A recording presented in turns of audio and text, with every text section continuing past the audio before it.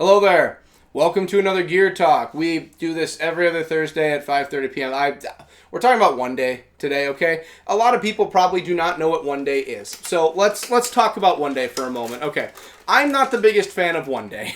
All right, it's not that it's a bad story or anything's wrong with it. It's just, okay, little background on One Day, and then we'll actually get into everything and break down the entire comic. It's 6 pages.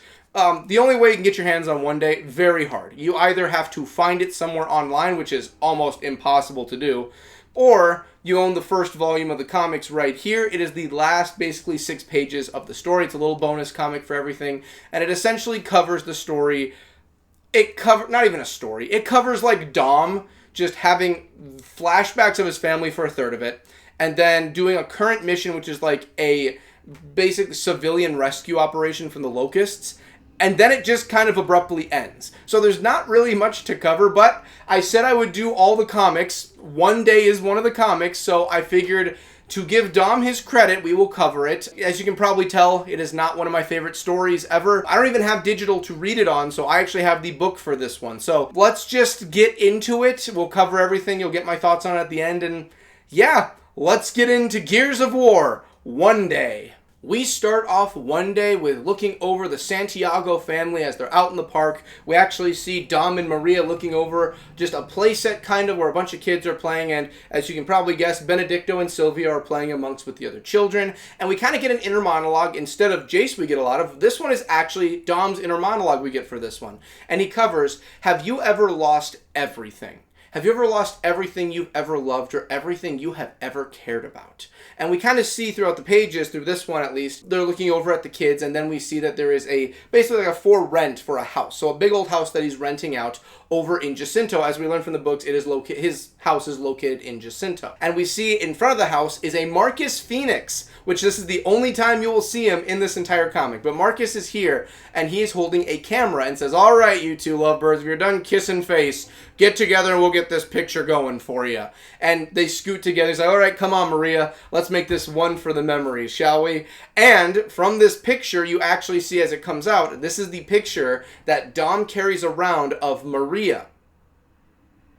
So none of that actually happened for the photo section. Okay, so not to be a stickler with the comic, but the comic is outdated from current information we have on what actually happened for the photo that Dom carries. So the photo was originally taken by Carlos Santiago. It was taken by Dom's brother. The photo was originally taken at a bar outside of Embry Square. It was Carlos, Dom, and Maria were all out celebrating because Dom was being sent out to the military and he was joining the commandos. He was not yet enlisted. He was being sent out for his first day. So this was his farewell celebration. So all 3 of them went out, and it was actually Carlos who at the bar got a picture of everything. And you even see in the comic here, even the lighting does not make sense for everything when they do this. So on the first page, you see it's a bright, sunny, somewhat day. They're taking the photo together. And then on the next page, it's all blackened in the background, and you get the iconic picture of Maria and Dom. And that's just not how it happens. That's not how light works. You can easily see it's not how it happened. But this was written a long time ago for One Day, so we'll give it a mulligan for now. So by One Day's standards, it was Marcus who took the photo, but in actuality, the canonical person was Carlos over at the Embry Square bar where they took the photo. From that photo, it actually goes to current times, at least for the comic. The current time for this one we see on the page after the one we're on now is actually 1 month after the sinking of Montevado. So this takes place essentially like canonical story-wise we get for everything for the layout. This is like directly after the events of the Hollow series. So we actually see here, he puts the photo away, they're tailing Locust on the outskirts of Jacinto, and we see that it is Dom leading a group of Gears and Jace is with. So the best I can kind of come up with this or infer, because timeline-wise, Jace would still be a part of Delta right now. He has not left and done something else and come back. So my assumption for this right here is probably that this is still Delta Squad. I'm going to assume maybe Marcus decided to take some time off. Maybe he decided to turn in some papers to get some leeway out. Who knows? Maybe Anya was just like, I'm getting tired of chasing you down at bars just to say hello. It wouldn't hurt if you took 1 or 2 days off a month just to come and spend the day with me or something. And Mario's like, geez, fine, I'll request some time off. I'll request some leave. Fine, you get 1 day. You get it? The comic One Day?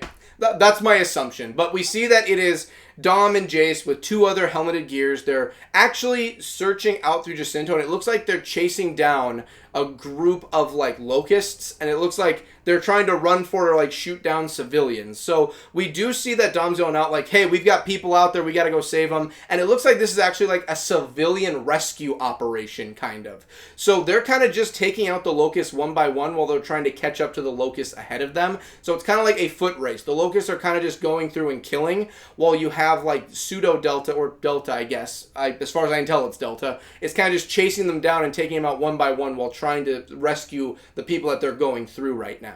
During all of this, Dom still has his monologues in his head. He repeats what he said earlier, like, do you know what it's like to lose everything? I hope you never do. Symbolizing for him how he has lost his family, which we get a little bit more of that coming up in the next few pages. But it continues on. He kind of just goes over what we already know. Like, they're called the Locusts. They came up from the ground. They attack in swarms. And it's been hell since E-Day, ever since they attacked. We kind of get, like, the background for stuff we already know. This is, again, Dom kind of just covering the groundwork for information on the Locusts. We jump ahead, and we see that he's telling Jace actually next to, hey, I need you to hold them off while I go in there. And we see that the locusts are actually making their way to a larger building, kicking open the door and going in and attacking. On the way in, also killing more civilians as they fight their way through. So my assumption here is that Jace and them are going to be, like, fighting off the ones that are outside, while Dom goes in, like, ahead of them all and kind of tries to take out the ones that are spearheading, like, this human annihilation mission that they have going on.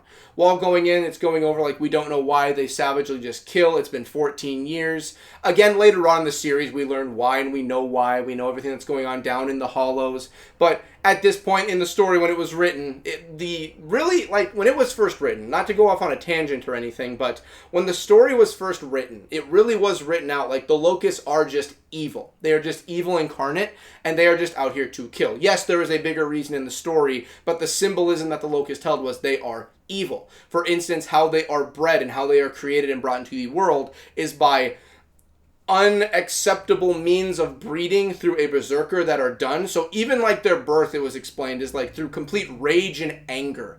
Everything from conception to birth is just always been evil.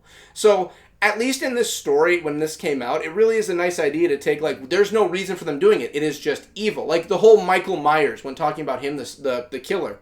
So with Michael Myers, he is evil incarnate. He is just evil. Evil never truly dies. He does it because it is just an evil act. That's kind of how the locusts were originally portrayed in the story. Even in here, they are just doing evil. They are just evil creatures. That is just what they do. Once the house is broken into, there are 3 locusts that are actually making their way upstairs. And we do actually see, it cuts over, there is a family that is actually upstairs that is actually holding on. It's a mother and father holding on to their son and daughter. And they're just like, they're breaking in. They're going to come get us, Mom. What do we do? And the dad is trying to reassure them, like, everything's fine. Everything's going to be okay. It's all fine.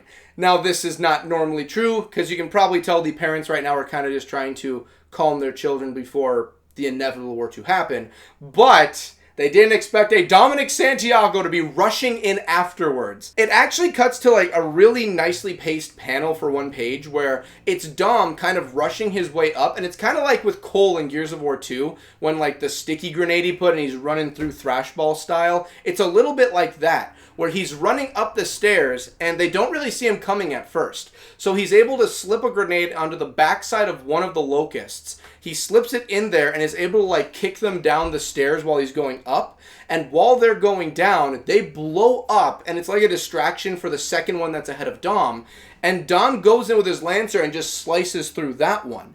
Now, while all this is going on, the daughter and the mother, they hear the explosion. All 4 of them do, but we focus on them, where it's basically like the mom's trying to calm the daughter, and it's just like, they're coming, they're about to come and get us. And mom's like, no, everything's going to be fine, everything's okay. Cutting back away from the family now, the last locust is actually turning around to see what's going on. Again, this is all happening within seconds. Like that explosion, the second one being sliced, all this has been going on with that first one ahead that's about to get to the door of the family. He just now turns around and sees his other buddies are gone. And you have Dom go in, and I was very confused on how this worked the first time I read through this. So he turns around. The next panel is the family looking at one another like, I think everything's going to be okay. I think we're all right. And then you cut over to Dom bloody lancer and everything, but and the art in this story is a little bit uncanny at times. This is like the most uncanny of them all. His head's in the air and it looks like he's screaming. Like, it looks like sorrowfully for the main bits of what we're getting here. And it's like a duality of moments where, like, I took it as like he was sorrowful that he couldn't make it to the family, and then you get the background of everything involving his family and how they went. But taking a look at it again and really kind of putting it all together, it does seem like he did make it to take out that third locust and he saved the family. But he is grieving, kind of, because you do get his inner monologue to finish off the story. Have you ever gotten back everything that you've ever lost? And the story ends with him looking out just completely deadpan and cold-faced. Someday I hope to know what that feels like. And that really is how the story ends. So a little bit to break down, like I said, like the duality of the scene we had earlier. So the second to last image we get before the end of the page is him with his face in the air with his lancer bloody, the destroyed locust under him. And behind him you have like all the sorrow that he's endured when it comes to his personal family. So little fun caveat for you too. This is the only form of Gears media that we ever get that shows how Benedicto and Sylvia actually did end up passing away. We get that, we get him consoling Maria, and then at the very bottom right, I'm assuming that is Maria actually leaving and going missing. So we get all of that in the final page of like that one image. So that is really Dom just lamenting over his own life. Like he saved the day, but his life is still in shambles. Like I enjoyed that part, but again, the art in this story is a little bit off when you look at it. And that's one day. I know it seems like I speed blitzed through the story, but it's only 6 pages. And most of the images in the beginning half and second half are like very large ones that take up the page. Like the first page is like only 3 images that cover like the reminiscence of the Santiago family. So that's a sixth of the story right there. The final one is him saving the family and him lamenting. So that's like a third of the story right there. And it just ends. That's just where it ends. We don't get a conclusion to the mission. We don't get anything involving like anything else going on with it. Just he went in there and saved the family and that's the end. So let's talk about One Day a little bit, because I feel bad, like, with all the comic stories we go through, if we're just going to end this one here, like, so short. So, let's do positives and negatives. Let's talk about that. So the positive is, I do like how in this story you kind of get, like, Dom's mindset a little bit. Because you need to understand, too, at this point in the story, or just in general, the stories and the comics, books, games, all of it, the game's really focused on, like, our perception of how Dom was doing during everything in 1 and 2 with Maria. So him searching for Maria, everything like that, that was our perception of what we saw. You get the books. The books were interesting because up until the end of 2, you only had one book, Asfield Fields. And that covered, like, Dom's mindset when he was outside of the action and, like, how he was seeing things. Like, everything overall you got in Asfield Fields. Like, how he viewed Marcus, the world, because that was our first book, so we got a lot of stuff that Dom was viewing. We do touch on Maria and how he feels about that, but this comic is, like, right before the events of 2, so we're getting, like, fresh Dom and how he deals with his family and his trauma.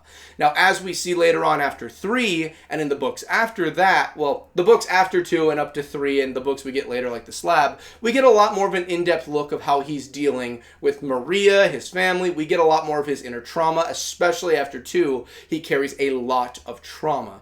But this is where we get, like, not even his coping mechanism, or just, like how he's hurt, but how he kind of deals with it. He understands that he's lost a lot, but he also understands that someday there is a chance of getting it back. He doesn't see it as just like, you know, everything's gone, everything's broken. He sees that after 2, but up until the end of 2, he never sees it like that. Like, there's a chance Maria's out there, I'm going to go and find her and get our life back. You know, I'm going to be with my family. Even though it's not my entire family, it's my family. And that's what the Santiagos were always about in the books, with his parents, his grandparents, him, bringing Maria in. It was always family-based. So I thought that was really good. I think that, at least for, like, some of it you get, where you get a flashback and you get to see the life he had even during the Locust War and, like, the interim of peace and everything. I think it was pretty nice. I think it was good.